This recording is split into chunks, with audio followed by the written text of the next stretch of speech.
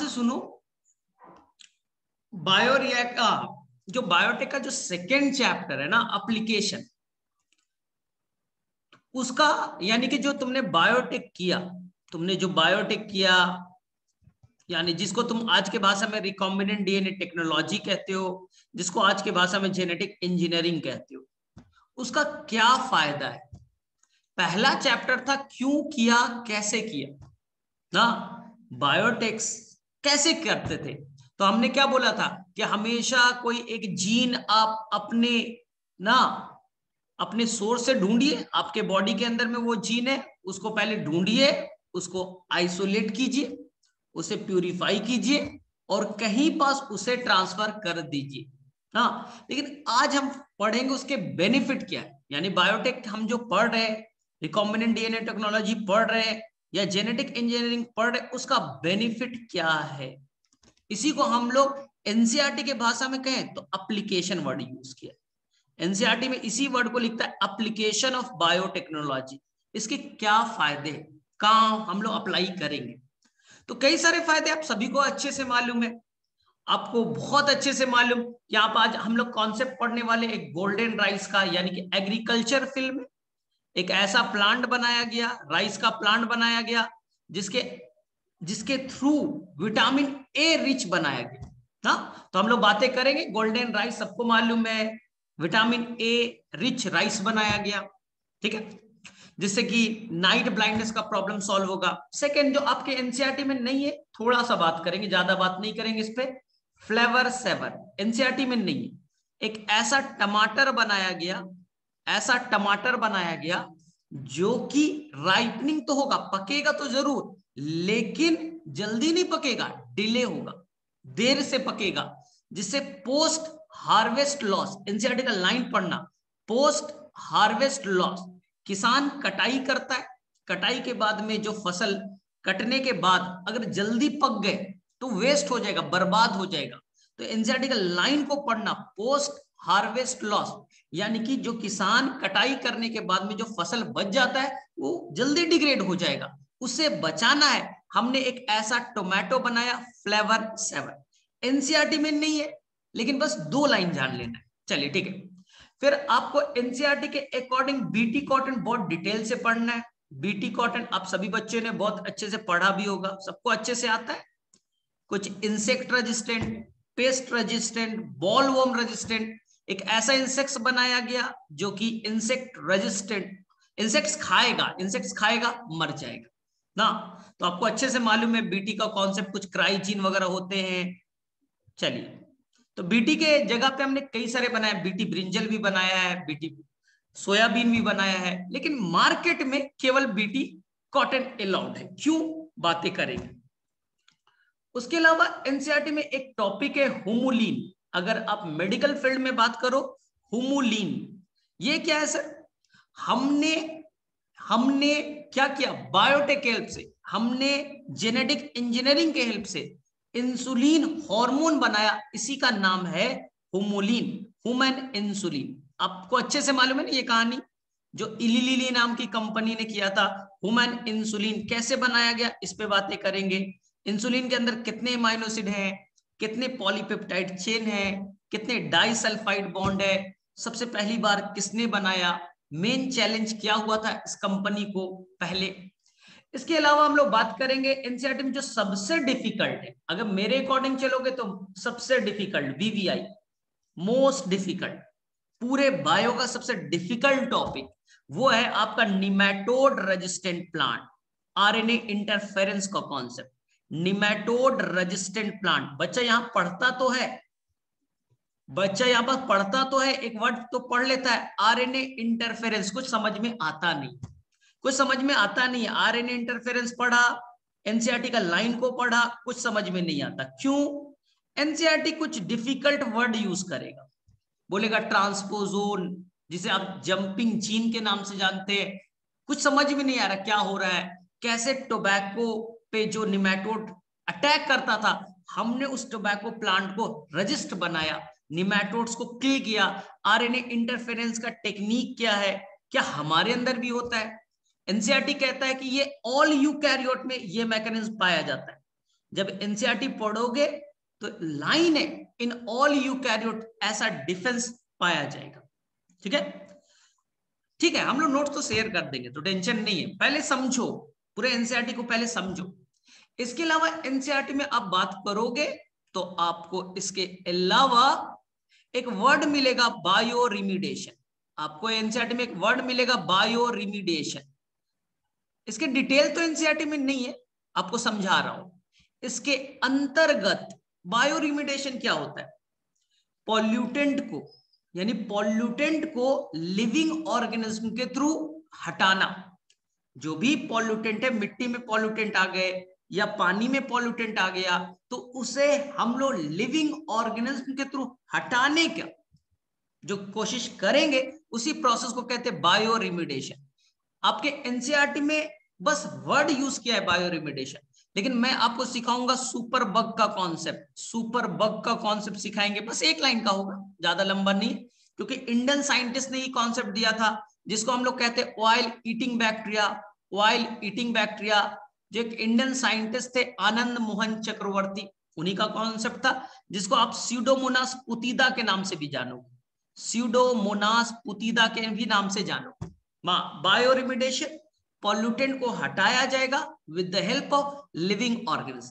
उन्होंने एक ऐसा बैक्टीरिया बनाया था जो पेट्रोल को खा सकता था। उन्होंने क्या किया, अलग अलग बैक्टीरिया से जीन को काट करके निकाला। उसके प्लाज्मिड में जीन थे जो क्या कर सकते थे, जो भी ऑयल प्रोडक्ट है ना, ऑक्टेन, नॉनेन, नेप्थेलिन, जो भी होते हैं, आप पढ़ते हो जो केमिस्ट्री में, उस ऑयल प्रोडक्ट के हाइड्रोकार्बन्स जो थे उसको वो कट कर सकता था, उसके बॉन्ड को तोड़ सकता था। तो इन्होंने क्या किया, कई सारे बैक्टीरिया से वो जीन को निकाला और एक नया बैक्टीरिया डेवलप किया, जिसका नाम दिया सुपर बग ना। इसी को कहा ऑयल ईटिंग बैक्टीरिया। एक और नाम स्यूडोमोनास पुतिदा। किसने किया? आनंद मोहन चक्रवर्ती। याद रखना, अभी बातें करेंगे। इसके अलावा आप देखोगे एनसीईआरटी में एक वर्ड आएगा जीन थेरेपी। इसमें भी बच्चा कंफ्यूज हो जाता है, सर जीन थेरेपी कैसे किया गया ना, और ये परमानेंट टेक्निक था, टेम्पररी टेक्निक था, कैसे किया गया था? एनसीईआरटी के लाइन को पढ़ना कि जीन थेरेपी में क्या हुआ, हम लोग डिटेल से बातें करेंगे।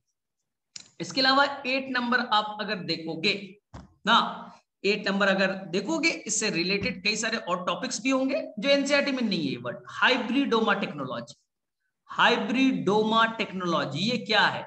कुछ हाइब्रिड बनाने की बात करेंगे। एनसीईआरटी में नहीं है, लेकिन प्रीवियस ईयर के क्वेश्चन पेपर में देखोगे तो मिल जाएगा, तो जाते आप बात करेंगे नहीं। एनसीईआरटी में नहीं है, हम लोग 2 मिनट में इसे निपटा देंगे। हाइब्रिडोमा टेक्नोलॉजी बस 2 मिनट में। जीन थेरेपी एनसीईआरटी में है तो थोड़ी देर बातें करेंगे। इसके अलावा आपको एक वर्ड है एनसीईआरटी में, मॉलिक्यूलर डायग्नोसिस। एक वर्ड आएगा एनसीईआरटी में, मॉलिक्यूलर डायग्नोसिस। मॉलिक्यूलर डायग्नोसिस ना, यानी कि डिजीज को पता करना। आज बायोटेक का सबसे बड़ा इंपॉर्टेंट रोल प्ले करने वाला है। पूरे दुनिया में जो भी कोरोना वायरस का टेस्ट है, पूरे दुनिया में जो भी कोरोना वायरस का टेस्ट है, आज हम बायोटेक के हेल्प से तो कर रहे। कैसे कर रहे? तो वहां पास एक कॉन्सेप्ट आएगा पीसीआर का। पीसीआर के थ्रू ही हम कोरोना वायरस का टेस्ट कर रहे। तब भी देखना ना, टेस्ट में जब एक वर्ड मिलेगा आरटीपीसीआर, आरटीपीसीआर एक वर्ड आएगा ना। इसी तरह से हम मॉलिक्यूलर डायग्नोसिस में एक टेक्निक यूज करेंगे जिसका नाम होगा, सभी को मालूम है, ऑटो रेडियोग्राफी। ये टेक्निक हमने फिंगरप्रिंटिंग में भी यूज किया है, ऑटो रेडियोग्राफी। याद करो, कुछ प्रोब डालते थे, रेडियो लेबल्ड था, वो क्या करता था, रेज इमिट करता था, फिर एक्सरे प्लेट डालते थे, उस पर कुछ क्या बनता था, कुछ बैंड्स बन जाते थे। याद करो, ऑटो रेडियोग्राफी। एनसीईआरटी कहता है हम क्या कर सकते हैं, म्यूटेंट वाले को, हाँ, म्यूटेंट वाले को पता करने में कि किसी का जीन म्यूटेट हो गया है क्या, कैंसर और कॉजिंग जीन को पता किया जा सकता, ऑटो रेडियोग्राफी। और तीसरा एक वर्ड आता है एलाइजा। इसके बारे में एनसीईआरटी में ज्यादा नहीं, एनसीईआरटी में बस इसका डिफिनीशन है, क्या होता है एलाइजा, बस एक लाइन में कंप्लीट करेंगे।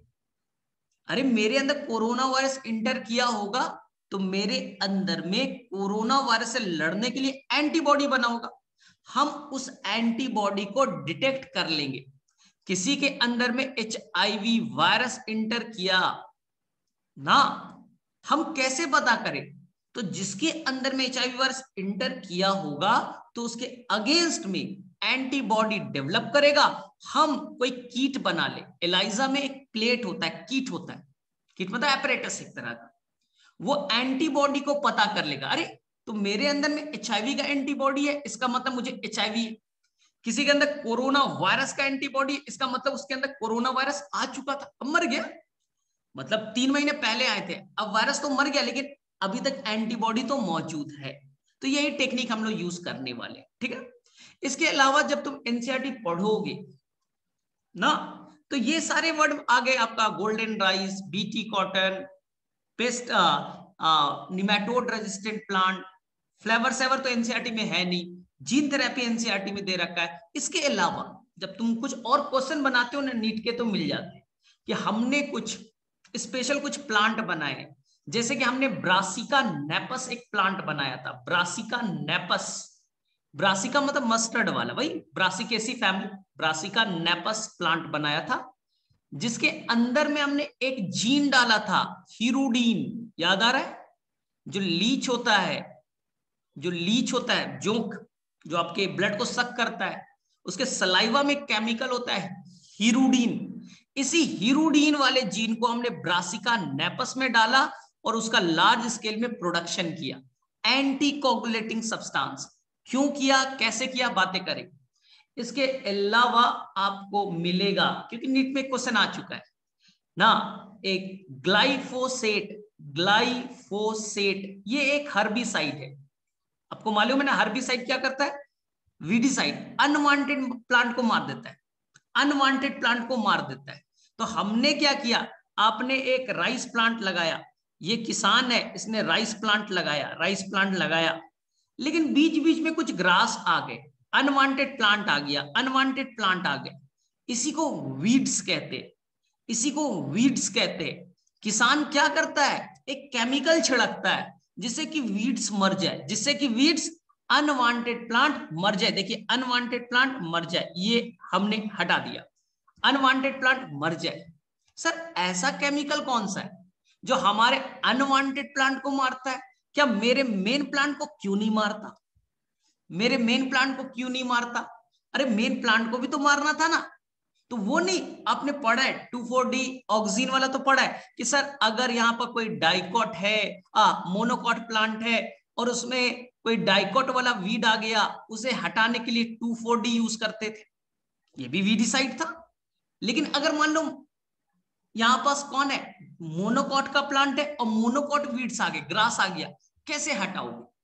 तो हम क्या करेंगे, जो मेन प्लांट है, जो मेरा मेन मोनोकॉट का प्लांट है, मान लो राइस का प्लांट है, उसके अंदर ही हम लोग एक ग्लाइफोसेट रेजिस्टेंट जीन डाल देंगे। ग्लाइफोसेट क्या है, केमिकल है जो अनवांटेड प्लांट को मारता है। तो पहले ही उसके अंदर ऐसे जीन डाल दो कि वो हर्बिसाइड, वीडिसाइड के रेजिस्टेंट हो। अब तुम जैसे ही केमिकल डालोगे तो आपका अपना वाला प्लांट तो जिंदा रह जाएगा, बाकी अनवांटेड प्लांट जिसके अंदर में जीन नहीं है, रेजिस्टेंट जीन नहीं है, वो मर जाएगा। तो इसलिए हम लोग कहेंगे यहाँ पर ग्लाइफोसेट रेजिस्टेंट प्लांट बनाने की बात करेंगे। इससे फायदा क्या है, इस पे बात करेंगे, ग्लाइफोसेट रेजिस्टेंट प्लांट। इसके अलावा तुम एनसीईआरटी पढ़ोगे तो आजकल प्लांट ऐसे बनाए गए हैं, बनाए जा रहे हैं, जो एबायोटिक स्ट्रेस रेजिस्टेंट हो। एनसीईआरटी का लाइन पढ़ना, एबायोटिक स्ट्रेस रेजिस्टेंट हो। बोले ये क्या होता है? मतलब सिंपल है यार, बारिश में प्लांट डूब गया, अरे बिहार में, यूपी में ना ना कुछ पहाड़ी एरिया में बारिश बहुत होता है, बारिश बहुत होता है। मेरे से आवाज आ रही, थोड़ा सा कट हो रहा होगा। हाँ, तो बारिश बहुत होती है, बाढ़ आ जाता है, तो बाढ़ में प्लांट ही डूब जाता है, प्लांट डूब जाएगा। तो ऐसा प्लांट क्यों ना बनाए जो क्या हो, फ्लड रेजिस्टेंट हो, फ्लड में भी, बाढ़ में भी बचा रहे, या बारिश ना हो ड्रॉट रेजिस्टेंट बन जाए। बारिश ही नहीं हुआ तो महाराष्ट्र वगैरह में पढ़ोगे, इस साल बारिश ही नहीं हुआ, कितने किसान की फसल बर्बाद हो गई। तो हम ड्रॉट रेजिस्टेंट, फ्लड रेजिस्टेंट ना, सॉल्ट रेजिस्टेंट प्लांट बनाने की बात करेंगे। एनसीईआरटी इसी को नाम देगा एबायोटिक स्ट्रेस रेजिस्टेंट प्लांट बनाने की बात। तो ठीक है, तो एक बार मैं फटाफट रिपीट कर दूं, अभी तक हमें क्या क्या पढ़ना है फटाफट मैं बोल दूं, देख लो यहां पर। हमारा टॉपिक क्या है एनसीईआरटी के अकॉर्डिंग, गोल्डन राइस पढ़ना। क्या होता है गोल्डन राइस? हम विटामिन ए रिच प्लांट बनाने की बात करेंगे। ठीक है, आपको अच्छे से मालूम है विटामिन ए हमारे आंखों की रोशनी को बढ़ाता है, तो हमारा नाइट ब्लाइंडनेस का, कलर ब्लाइंडनेस नहीं, नाइट ब्लाइंडनेस का प्रॉब्लम सॉल्व करेगा। ठीक है, फ्लेवर सेवर ऐसा टमाटर जो जल्दी नहीं पकेगा, जो जल्दी नहीं पकेगा, डिले इन राइपनिंग, कैसे बनाया गया बातें करेंगे। BT cotton ball worm resistant, देखो वर्म दोनों जगह आएगा, यहां पर बच्चा गड़बड़ करता है। देखो अभी आने वाला राउंड वर्म, राउंड वर्म निमैटोड्स, निमैटोड्स को राउंड वर्म भी कहते हैं। तो बच्चे को जो पूछा जाता है ये बताइए राउंड वर्म रेजिस्टेंट प्लांट का क्या कॉन्सेप्ट था और बॉल वर्म का क्या था, बच्चा कंफ्यूज हो जाता है। याद करो, जब बीटी वाला कॉन्सेप्ट है, बैसिलस थुरिंजिनेसिस वाला जो कॉटन वाला बीटी कॉटन का कॉन्सेप्ट है, वहां पर नहीं है बॉल वर्म ना, वहां पर कई सारे आर्मी वर्म, हाँ कई सारे वर्म का नाम लिखा है, वो इंसेक्ट्स है। इंसेक्ट रेजिस्टेंट जो बनाया गया, बॉल वर्म रेजिस्टेंट का बीटी का कॉन्सेप्ट है, और राउंड वर्म निमैटोड रेजिस्टेंट का कॉन्सेप्ट आरएनए इंटरफेरेंस वाला होगा। इसमें बच्चा थोड़ा कंफ्यूज होता है, राउंड वर्म निमैटोड को कहते हैं, बॉल वर्म इंसेक्ट्स को कहते हैं। तो बीटी वाला कॉन्सेप्ट बॉल वर्म में जाएगा, राउंड वर्म वाला कॉन्सेप्ट आरएनए इंटरफेरेंस आपके निमैटोड रेजिस्टेंट में चले जाएंगे। बायोरिमिडेशन क्या होगा भाई, बातें करेंगे। तो जब ये क्या होगा, ऐसा ऐसे हमें लिविंग ऑर्गेन्स लाना है जो क्या करेगा, जो पॉल्यूटेंट को हटाएगा, पॉल्यूटेंट को हटाएगा। इसमें इंडियन साइंटिस्ट का इंपॉर्टेंट रोल है, तो हमें अच्छे से याद करना ही पड़ेगा। ठीक है, आसान, ये सब सारे टॉपिक्स जो है वो बहुत ही इंटरेस्टिंग है। जीन थेरेपी बहुत अच्छे से पढ़ना, वही 4 साल की बच्ची 1990 में 4 साल की थी, हमेशा जब भी मैं पढ़ाता हूँ 4 साल की है, पिछले 7-8 सालों से मैं पढ़ा रहा हूँ, हमेशा वो 4 साल की ही बच्ची है भाई। ठीक है, यही बोलना पड़ता है, 4 साल की बच्ची थी 1990s में। कैसे किया गया बातें करेंगे। हाइब्रिडोमा टेक्नोलॉजी शायद तुमने नाम नहीं सुना होगा, इस कोरोना के टाइम में बड़ा इंपॉर्टेंट है, कैसे होता है हम लोग बातें करेंगे। मॉलिक्यूलर डायग्नोसिस से बच्चा बड़ा कंफ्यूज हो जाता है, बीमारी को अर्ली स्टेज में पता करना, जैसे बोला जाता है कैंसर, एड्स, अगर जल्दी पता चल जाए ना तो हम बचा सकते हैं पेशेंट। तो अर्ली कैसे पता चले, जैसे कोरोना वायरस, तुम्हारे अंदर कोई लक्षण नहीं है, कोई लक्षण नहीं है, लेकिन अगर तुम्हें ऐसा ही रैंडम पता चल जाए कि तुम्हारे अंदर कोरोना वायरस है, तो तुम्हें होम क्वारंटाइन कर देंगे, तुम्हें सोसाइटी से होम क्वारंटाइन कर देंगे कि तुम बाहर मत निकलो, फैलाओ मत। अरे कोरोना वायरस में क्या है, देखो मरेगा तो बहुत कम आदमी, 1% भी नहीं मरेगा, लेकिन जिसे है वो फैलाए तो नहीं ना। तो उसे हम लोग पहले ही अगर पता चल जाए, मेरे अंदर में कोई लक्षण ही नहीं है, फिर भी पता चल गया, तो मैं क्या कर सकता हूं, अपना प्रिकॉशन ले सकता हूं, अपना बचाव कर सकता हूं ना। पॉपुलेशन को तो रोक सकते हैं ना, उससे बचा तो सकते हैं ना, फैलाव से तो बचा सकते हैं। तो कैसे पता चलेगा, यूरिन टेस्ट नहीं, ब्लड टेस्ट नहीं, काम नहीं करेगा ना। यहां पर काम करेगा कौन, हमारा मॉलिक्यूलर डायग्नोसिस आरटीपीसीआर से कर सकते हैं। एक और टेक्निक हम लोग पढ़ेंगे ऑटो रेडियोग्राफी, और एक और टेक्निक है एलाइजा। एलाइजा आजकल यूज करते नहीं है ज्यादा, तो हम लोग ऑटो रेडियोग्राफी और आरटीपीसीआर पे बात करेंगे।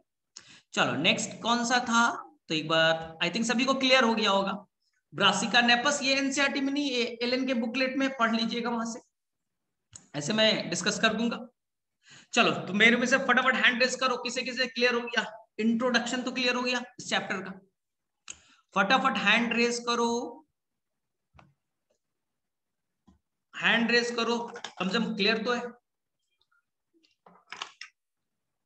चलो ठीक है, ठीक है, तो मेरे से ज्यादा टाइम हम लोग लेंगे नहीं, आसान सा चैप्टर है, इसको हम लोग ज्यादा कॉम्प्लेक्स बनाने की कोशिश ना करें। ठीक है, तो चलो सबसे पहले बात करो भाई गोल्डन राइस पे, गोल्डन राइस पे ज्यादा टाइम नहीं लगाना है, गोल्डन राइस पे बस आपको याद रखना है। बचपन में आपकी मम्मी क्या बोलती थी, गाजर खाइए, मम्मी क्या बोलती थी, गाजर खाना है, गाजर खाना है, क्यों, क्योंकि उससे आंख की रोशनी, आई साइट अच्छा होता है। याद करो बचपन में यही होता, अभी भी यही बोलती होगी मम्मी कि गाजर खाना चाहिए क्योंकि आंखों की रोशनी अच्छा होगा। क्यों, एक्चुअली में गाजर के अंदर में एक पाया जाता है beta carotene pigment, beta carotene pigment, इसलिए वो ऑरेंज कलर का भी है, इसलिए वो ऑरेंज कलर का भी है। बीटा कैरोटीन, ये बीटा कैरोटीन एक्चुअली में प्रीकर्सर है, विटामिन ए नहीं है, विटामिन ए नहीं है। बच्चे को लगता है ये विटामिन ए है, नहीं, प्रीकर्सर ऑफ विटामिन ए है।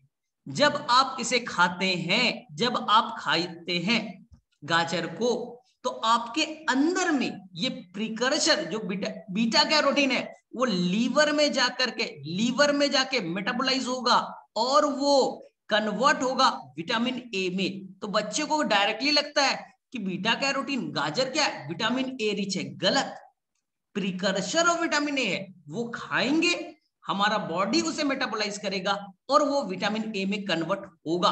तो सिंपल भाषा में विटामिन ए ही बोल देते ना। और विटामिन ए आपको अच्छे से मालूम है, आपके आई साइट के लिए जो रॉड सेल है, कौन सेल है, ये जूलॉजी में आप अच्छे से पढ़ते हो, ये उसके उसके लिए बड़ा इंपॉर्टेंट है।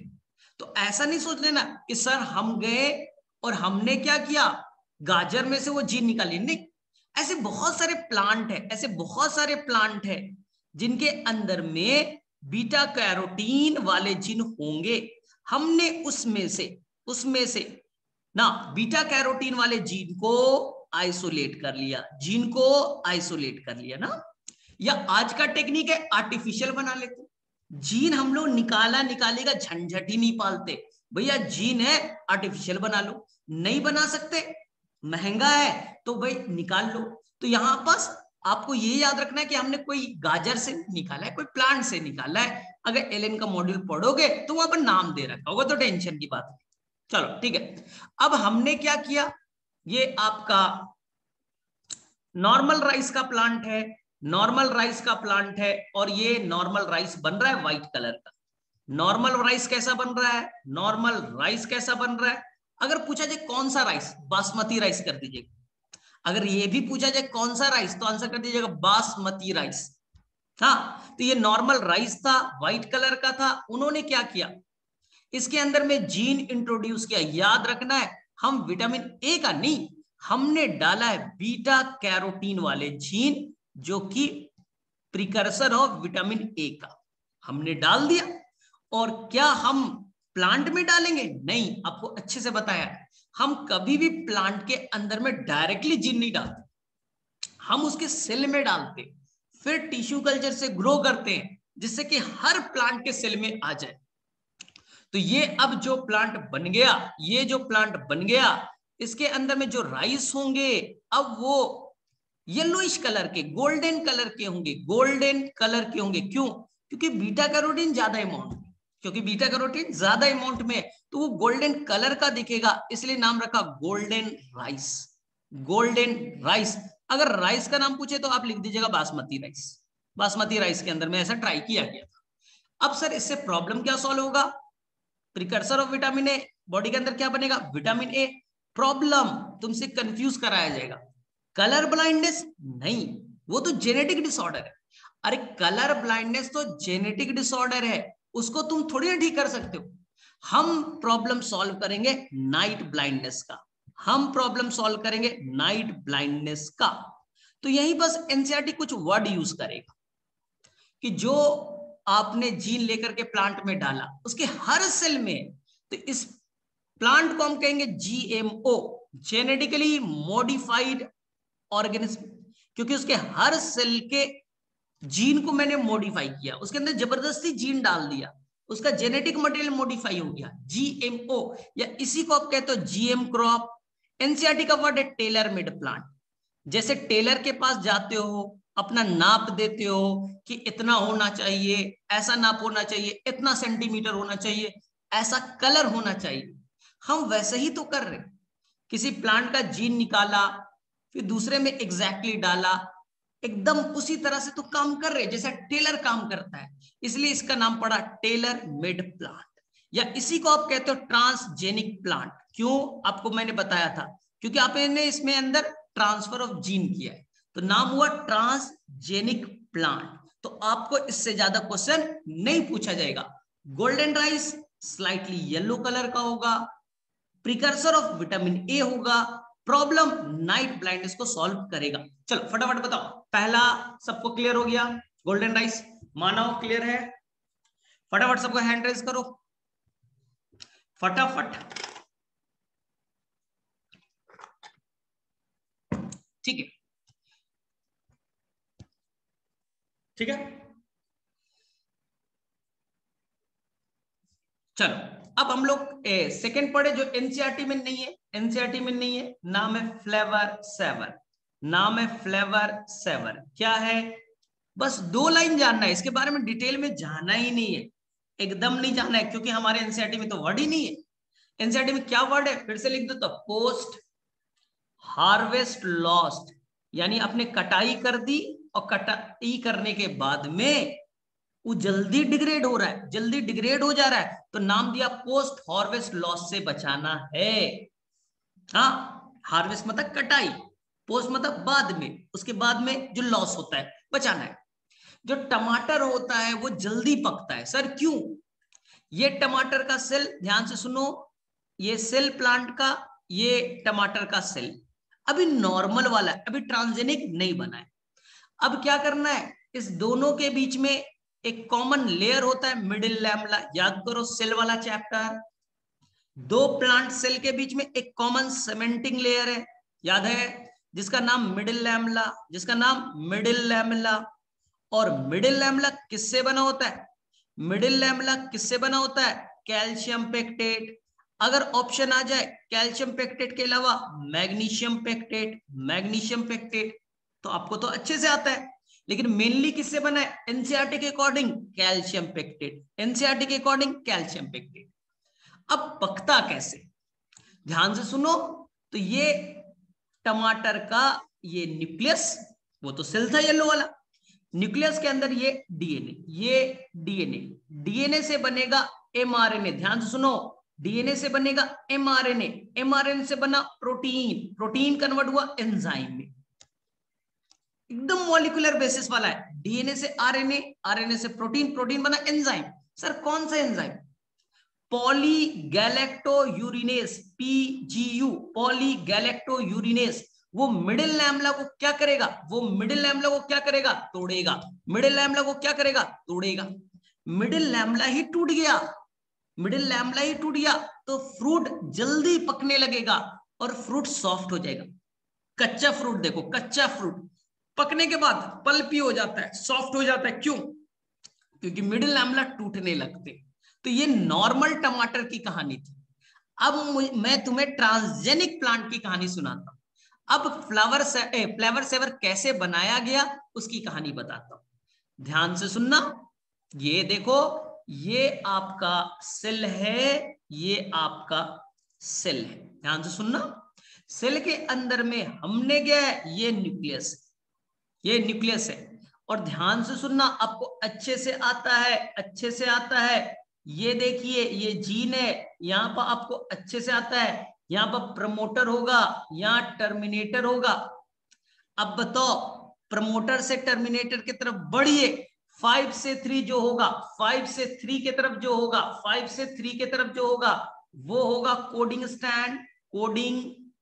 और 3 से 5 जो होगा वो टेम्पलेट होगा, 3 से 5 होगा वो टेम्पलेट होगा। टेम्पलेट के ऊपर बनेगा एमआरएनए, 5'2'3' क्या बना बोलो, एमआरएनए। यही है ना कहानी, यही कहानी, याद करो, अच्छे से पढ़े। तो हमने क्या किया, अब नया चीज ऐड किया, हमने क्या किया, सेम ये जीन को ले लिया, सेम ये जीन को ले लिया, सेम हमने वो जीन को ले लिया।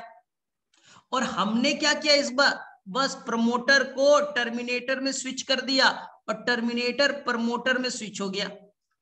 एनसीईआरटी का लाइन याद करो, जब ट्रांसक्रिप्शन यूनिट पढ़ाया था कि जब टर्मिनेटर और प्रमोटर को स्विच करते हैं तो क्या हो जाता है, बोलिए, जो टेम्पलेट है वो कोडिंग में, और कोडिंग जो है वो टेम्पलेट में कन्वर्ट हो जाएगा। याद आ रहा है? तो यहां ध्यान से अब बोलो, इससे जो एमआरएनए बनेगा, इससे जो एमआरएनए बनेगा, एमआरएनए तो 5 से 3 तो बनता है ना, तो यहां से जो एमआरएनए बनेगा वो एमआरएनए इस वाले प्लांट के 3 से 5 ना, और ये जो एमआरएनए बना दोनों कॉम्प्लीमेंट्री होंगे, कॉम्प्लीमेंट्री के चलते डबल स्टैंडर्ड आरएनए होगा। यानी टमाटर के अंदर में एक जीन डाला, जीन में कुछ छेड़छाड़ नहीं किया, बस प्रमोटर को टर्मिनेटर से रिप्लेस करके एक जीन डाल दिया। अब बताओ उससे जो एमआरएनए बनेगा और जो प्लांट अपना एमआरएनए बना रहा था, दोनों एग्जैक्टली कॉम्प्लीमेंट्री, दोनों कॉम्प्लीमेंट्री। कॉम्प्लीमेंट्री हो गए तो डबल स्टैंडर्ड आरएनए बन गया, और डबल स्टैंडर्ड आरएनए कभी भी प्रोटीन नहीं बनाता।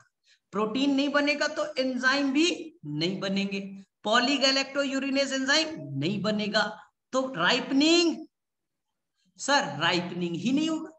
सर राइपनिंग नहीं होगा तो कभी पकेगा ही नहीं, यहीं पर बच्चा कंफ्यूज होता है। नहीं, राइपनिंग को डिले करना है। सर सारा एमआरएनए तो कॉम्प्लीमेंट्री हो गया, तो राइपनिंग टाइम, राइपनिंग तो होगा ही नहीं। ध्यान से सुनना, अरे मान लो ये वाला जीन प्लांट के अंदर में 2 कॉपी था, ये 2 कॉपी थे, प्रमोटर टर्मिनेटर, ये 1 कॉपी नहीं था, 2 कॉपी थे, 2 कॉपी थे। तो हमने क्या किया, हमने सेम जीन का लिया, 1 कॉपी ले लिया, स्विच कर दिया, यहां टर्मिनेटर यहां प्रमोटर। अब इससे जो एमआरएनए बनेगा 5' to 3', इससे जो एमआरएनए बनेगा 5' to 3', इसका 5 से 3 और इसका 3 से 5, एक दूसरे के कॉम्प्लीमेंट्री डबल स्टैंडर्ड आरएनए। अब प्रोटीन ही नहीं बनेगा तो सर एंजाइम नहीं बनेगा। अरे एंजाइम बनेगा, ये वाला तो 1 कॉपी है ना काम करने के लिए, इसलिए नाम दिया, इससे तो एंजाइम बनेगा ना, पहले के कंपैरिजन में कम बनेगा, तो नाम दिया डिले इन राइपनिंग। राइपनिंग ऐसा नहीं कि नहीं होगा, डिले इन राइपनिंग। तो अब किसान को बोला जाएगा कि देखो अब कच्चे कंडीशन में टमाटर मत तोड़ो। किसान क्या करता था, कच्चा वाला टमाटर ये तोड़ देता था, बोला कि अब कच्चा वाला मत तोड़ो, पकने दो, उसे फील्ड में ही पकने दो, पक जाएगा फिर तोड़ना, उसके बाद में भी वो 2-3 महीने तक खराब नहीं होगा, फिर मार्केट में आसानी से बेचना। पहले तो वो कच्चा ही तोड़ देता था क्योंकि जल्दी पकता था, मार्केट में भी पहुंचाना है, इसलिए हमने उसके फ्लेवर को यानी उसके स्वाद को सेव कर लिया, तो नाम पड़ा क्या, फ्लेवर 7। पहले किसान कच्चे ही तोड़ लेता था तो उसका फ्लेवर, उसका स्वाद खराब हो जाता, नेचुरल तो पका नहीं। अब बोला गया नेचुरली पकने दो, तो उसके फ्लेवर को हमने सेव कर दिया, नाम पड़ा फ्लेवर 7 ना। तो इस टेक्निक को कहा जाएगा anti sense technology. Anti sense technology sir क्यों, प्लांट ने जो आरएनए बनाया था वो सेंस था 5 to 3, हमने एक जीन डाला, उसने एंटी सेंस आरएनए बनाया, एंटी सेंस बनाया, प्लांट ने सेंस, हमने जो डाला एंटी सेंस, दोनों complementary, double standard RNA, protein नहीं एंजाइम नहीं, तो फ्रूट पकने का टाइमिंग घट गया। ठीक है, तो फटाफट बताओ, ये ज्यादा डिटेल में नहीं जाना है, बस नाम सुन लेना, फ्लेवर 7 टमाटर है, जल्दी नहीं पकता, ज्यादा डिटेल में नहीं जाना है। फटाफट बताओ, हैंड रेस करो सभी लोग, फटाफट फटाफट हैंड रेस करो। आ गया मानो, समझ में आ गया? हाँ नोट्स मिल जाएगा, नोट्स में क्या है समझो ना, अभी रिकॉर्डेड वाला तो मिल जाएगा ना, थोड़ी देर में रिकॉर्डेड वाला भी डाल दूंगा, आराम से एक बार फिर से सुनना रात में और फिर नोट करना, फिर मजा आएगा। अभी समझो केवल, अभी केवल कहानी सुनो, शाम में फिर से लेक्चर देखना, उसे रिकॉर्ड कर एक बार नोट्स बना लेना, हमेशा के लिए प्रॉब्लम सॉल्व हो गया ना। तो चलो टाइम हो गया है, तो मैं वापस से लिंक भेजता हूं, वापस से लिंक भेजता हूं और ठीक है, उसके बाद में हम लोग बात करेंगे जीन थेरेपी पे, बीटी कॉटन पे, निमेटोड रेजिस्टेंट पे, हाइब्रिडोमा टेक्नोलॉजी पे, बहुत सारे अभी बातें, अभी तो स्टार्ट ही किया है, तो मुझे तो लग रहा था जल्दी खत्म होगा। चलो फटाफट तो मैं भेज रहा हूं वापस से तुम्हें, ठीक है।